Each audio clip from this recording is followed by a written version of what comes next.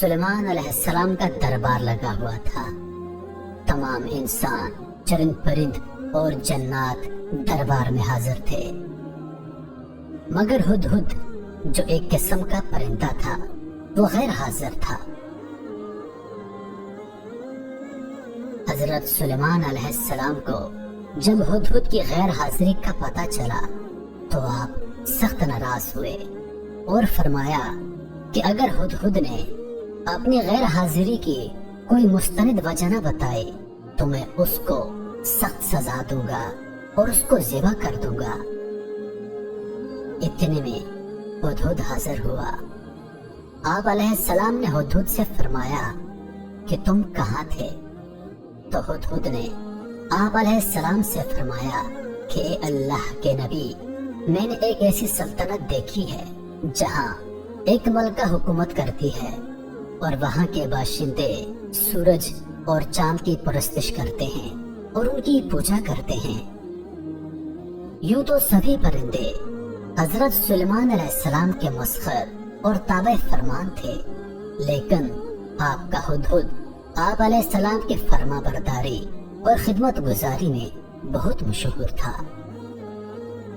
इसी हुदहुद ने आप अलैहिस्सलाम को मुल्क सबा की मलका बल्कीस के बारे में खबर दी थी कि वो एक बहुत बड़े तख्त पर बैठकर सल्तनत करती है और बादशाहों के शायाना शान जो भी सरो सामान होता है वो सब कुछ उसके पास है, मगर वो और उसकी कौम सितारों की पूजा करती है, यानी सूरज और चांद को अपना खुदा मानकर उनकी इबादत करते हैं। इस खबर के बाद हजरत सुलेमान अलैहिस्सलाम ने बल्कीस के नाम जो खत इरसाल फरमाया उसको यही हुदहुद लेकर गया था।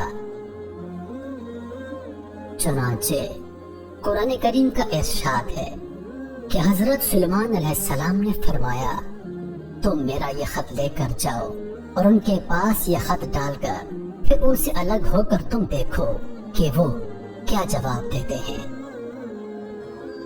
चुनांचे हुदहुद ये खत लेकर गया और मलके बल्कीस की गोद में उस खत को ऊपर से गिरा दिया। उस वक्त मलका बल्कीस ने अपने गिर्द इमरा और अरकान सल्तनत का मजमुआ इकट्ठा किया, फिर खत को पढ़ा और अपने अराकीन से ये कहा, ए सरदारों, बेशक मेरी तरफ एक इज्जत वाला खत डाला गया है, बेशक वो सुलेमान अलैहिस्सलाम की तरफ से है और बेशक वो अल्लाह के नाम से है जो निहायत मेहरबान रहम वाला। और ये कि मुझ पर बुलंदी ना चाहो और गर्दन रखते मेरे हुजूर हाजिर हो जाओ। खत सुनाकर मलका बल्कीस ने अपनी सल्तनत के अमीरों और वजीरों से मशवरा किया तो उन लोगों ने अपनी ताकत और जंगी महारत का ऐलान और इजहार करके हजरत सुलेमान अलैहिस्सलाम से जंग का इरादा जाहिर किया।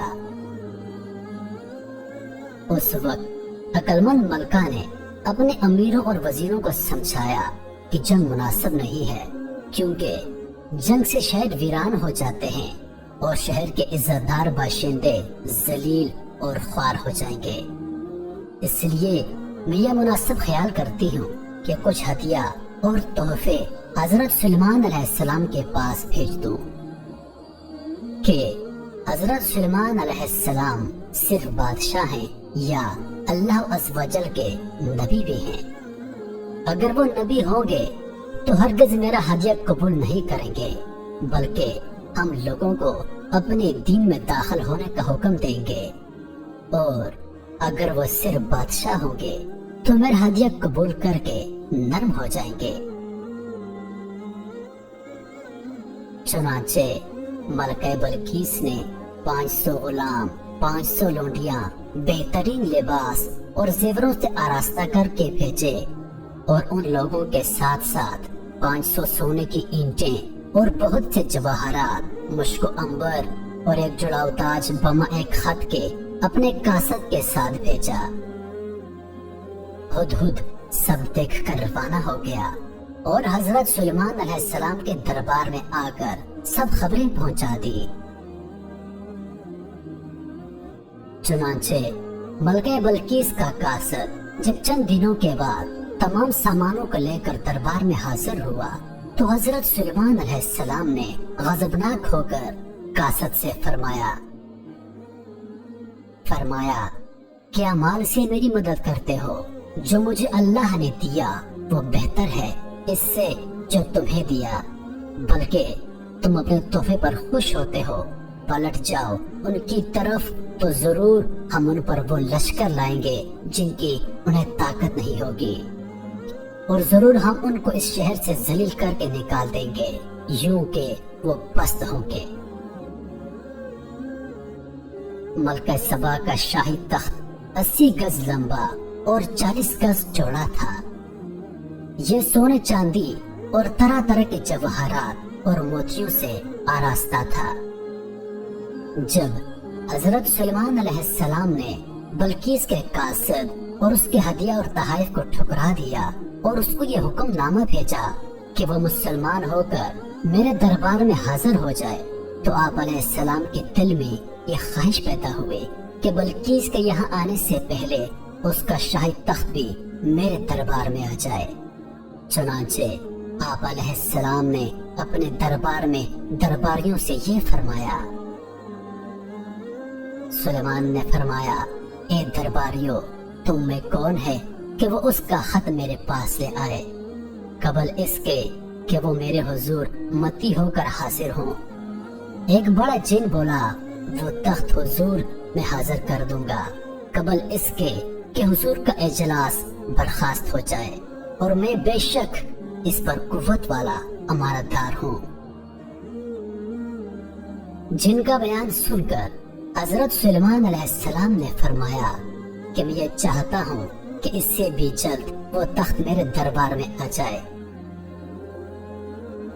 ये सुनकर आप अलैहिस्सलाम के वजीर हजरत आसिफ बिन बरखिया रज़ियल्लाहु अन्हु ने, जो इसमें आजम जानते थे और एक बाग करामत वली थे, उन्होंने हजरत सुलेमान अलैहिस्सलाम से अर्ज किया जैसा कि कुरान मजीद में है। उसने अर्ज की, जिसके पास किताब का इल्म था कि हुजूर मैं हाजिर कर दूंगा एक पल मारने से पहले। चुनांचे हजरत आसिफ बिन बरखिया ने रूहानी कुव्वत से मलका बल्कीस के तख्त को मलके सबा से बैतुल मुकद्दस तक हजरत सुलेमान अलैहिस्सलाम के महल में खींच लिया, और वो तख्त जमीन के नीचे नीचे चलकर लम्हा भर में एकदम हजरत सुलेमान अलैहिस्सलाम की कुर्सी के करीब नमूदार हो गया।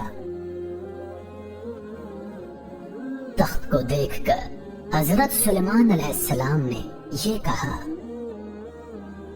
ये मेरे रब के फजल से है ताकि मुझे आजमाए कि मैं शुक्र करता हूँ या नाशुक्री, और जो शुक्र करे वो अपने भले को शुक्र करता है, और जो ना शुक्री करे तो मेरा रब बेपरवाह है, सब खूबियों वाला।